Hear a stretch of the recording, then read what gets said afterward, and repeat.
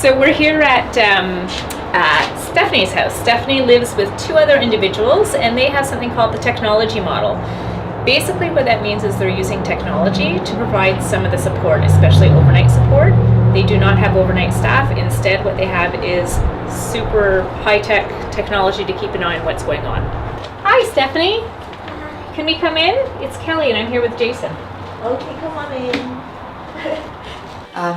Actually, this is a great model and a good opportunity to expose Stephanie to be more independent. This model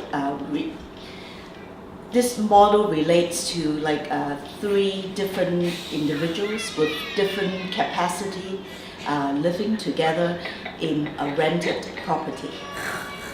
And for continuity, the model thought about the fact that we need somebody to be the facilitator. So each family or each individual who lives in the house hire their own facilitator.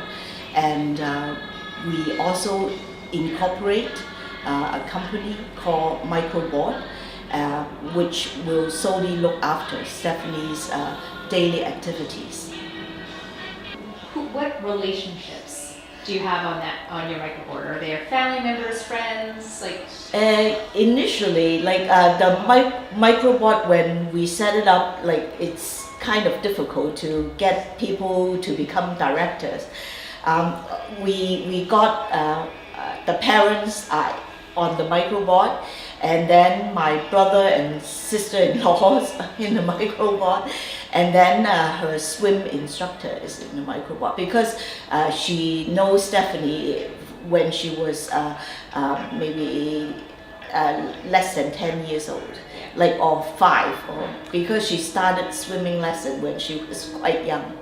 So and plus, Stephanie is also the director of in the microboard. But gradually I'm going to pull Stephanie in, because I want Stephanie to be able to help me with the admin area in the microboard, and also I have involved Stephanie to look after Stephanie's health issues, because Stephanie had quite a bit of health issues as well. So I wanted somebody other than family to know her more, and Stephanie is so helpful. She is the best person I've met, to be able to take on this kind of responsibility. Actually, to lessen the support dollars, we are thinking of installing cameras in the public area, like the kitchen, the living room, and the dining area. And the cameras were installed here and also on the other side. And for the entrance, we also had cameras watching over the front entrance as well. And to look after them, to make sure that they are safe in their bedrooms, we also have cameras in the bedroom. But that give us the opportunity not to pay somebody to live in the house overnight, because we had at least some thing to safeguard them as long as they stay in the house. Actually, the three individuals, they are not with the same capability. Their levels of support is quite different from one another. But we managed to hire somebody in the evening and do the evening time from maybe 3:30 to 9:30 with one support worker. So that kind of saves us money. And then in the morning and then maybe in the weekends, we hire our own separate support based on their needs. We also can save some support dollars by getting involved with CCAC. Two individuals living in the house has support from CCAC, each one of them for 1 hour to help them with their personal care. So that is also another savings. I think the setup of the house is perfect for the 3 individuals because it has, each one of them had full bath facilities. They don't have to share any bathroom. And I think for Stephanie, I can't say too much about the other ones, but I think one best thing that happens from the model is that Stephanie is comfortable living away from home. I think that is the most important objective or goal that I'm after. She moved in this house since January of 2017. So like she's been here for over 1 year. And then initially for the first couple of for the first couple of months, I used to live with her. I stay in the house with her to get to know the support workers as well, and let them know like what kind of support she requires. Yeah, so it takes me 2 months, and then gradually I stay with her less and less. Now, like I stay with her only 1 night on Mondays. Yeah, I think it creates an opportunity for other people to consider, because originally my thinking was that like if Stephanie is going to live with somebody else, they should be more or less the same capability, but it has proven me wrong because people with different capacities can live harmoniously together, and I think it brings variety to their social life or social skills. Because and also there is one more important thing is that I used to think that like Stephanie should live with girls, females, but this is a bold step that I took, that Stephanie is living with 2 guys. I think they know one another for almost 10 years. Yeah. But they have never lived together, and with their capability, they don't talk to one another too much, but they know one another's existence. Just when Stephanie lives at home, it's very difficult for me to wake her up in the morning, because like I asked her to get up and then she didn't get up right away. But when she moved here, to be supported by other individuals, like she is very cooperative. So that is something I can see very clearly, and plus like at home, like she so used to me helping her along, and she doesn't do much. But here, at least, like she helped put, set the table, like put the dirty dishes in the sink, and help out in any way she can. So I think that is the very obvious improvement that I can see. What I have observed in the house, I think is incredible, because just the connection that the 3 of them have, and how it's deepened and developed over this period of time. If we had the opportunity to, bring them together before they even moved in, and it's just amazing to see how they interact, and they're so helpful. Like, one of the individuals that is here is always helping Stephanie. Yeah. And they just have developed that really nice, relationship. And Stephanie has had the opportunity to meet new support workers. So she has new support workers that come in, And she actually stays now on Friday night. Is that correct, Alice? Yeah. Yeah, so that was one thing that developed because, you know, she was increasing her time here, and now she actually stays here on the Friday night, wakes up on the Saturday, and then support comes in, and she's going out into the community and doing things. And, you know, she's taking yoga, and she's, you know, connecting with the community in this area, which is new for her. This is a new area for her because before she lived North York. North York, yeah.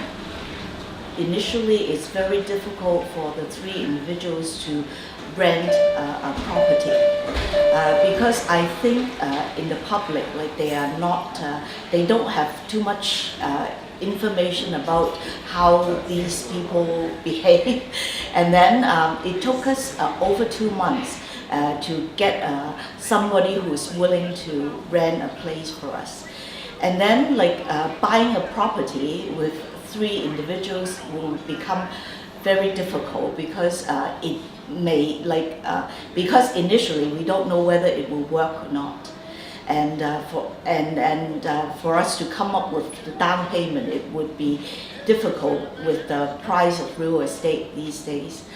The one thing that we are doing is that we wanted to see if we can find a more reliable investor or somebody who can rent us a place more permanently in a long term, so that we don't have to look for houses periodically. I don't know when they will say, oh, I'm going to sell the house, and then we'll have to look for another property. I actually live in North York, and for the other two individuals, they live one in Markham and one in Richmond Hill, which is rather close.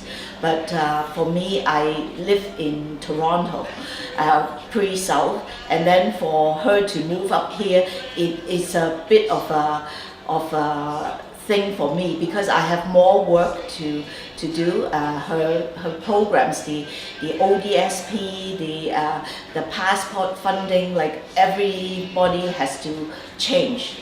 She has to move her file to a different region. I think in the beginning, even though these guys had a history and they knew each other, you know, moving into a home together is a completely different situation. So everybody was starting to get to know each other, and there was 3 independent facilitators, and we were working together as well. And then we each were, you know, advocating and trying to, you know, make things work in the home best for that person. So we met with the families, we met individually with the 3 people that live here, and you know, we were trying to figure out schedules and trying to see if we could share resources, and there was all these new things that came up that, you know, we weren't sure how we were going to solve these problems. So it was a lot of work. I think our model,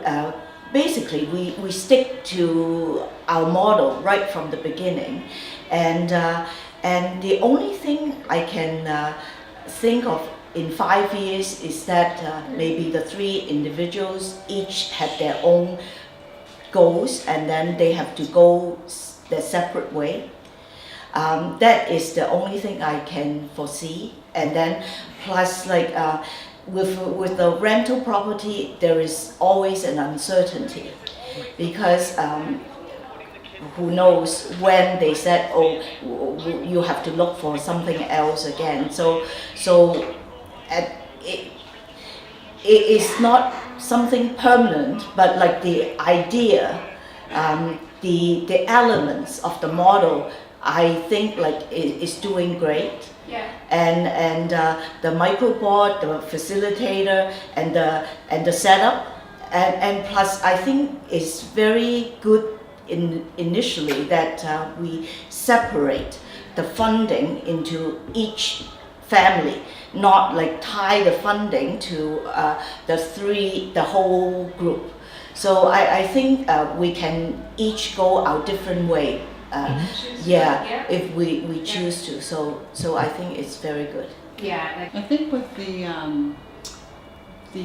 model for support too really changed as well. I think there was an initial vision, and there was some trial and error around that too, which, you know, of course that's going to happen, but eventually you got to this place where you took a more kind of individualized, you know, you shared some support, but then there's some individualized needs that needed to be addressed as well. We were in a WhatsApp, so like we talked to one another through those, and we chat about a situation when our support workers are going on vacation.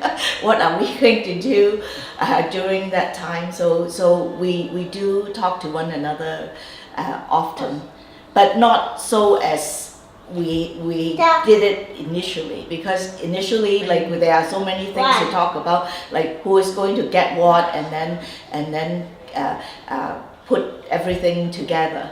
But now I think it's more stable now. I think the most important thing that the family needs to understand is that, like, they have to expose their family member to some independent support and independent residential support also. Because I think a lot of us, like, we are so, we don't want to let go of our child who had developmental disability, and if you leave it up to the end, if you procrastinate, they won't be ready. Like, it will be very sad for them, because they are not used to that. They are so used to mom and everybody that they know. So I think every family who had a member with disability should expose them, like, to residential arrangement outside of home, and also some support that is outside of family member, because I think they all need it. I think before Stephanie moved in with the two other individuals, Stephanie went to Montage for a respite over the weekends, and I usually hire people to take her to different places in the weekends. And when she stays with another day program, I also got individualized support program for her. She volunteered at a store that provide clothing for people who are interviewed for work. So like I actually let Stephanie go to different programs. She skis, she swims. So I kind of want to expose her to different social groups, so that, like, come one day I won't be with her, then, like, she won't be so upset. I think this model is not for everyone if you think like it is not suitable. But I think the crucial thing is to try different patterns or different models, because if you think like this is something that you would like to do, try it out. And I feel very fortunate that I got the funding, because the support, the money, like, to hire support workers is a big part of the financial aspect. And I think I'm really very fortunate to get funding.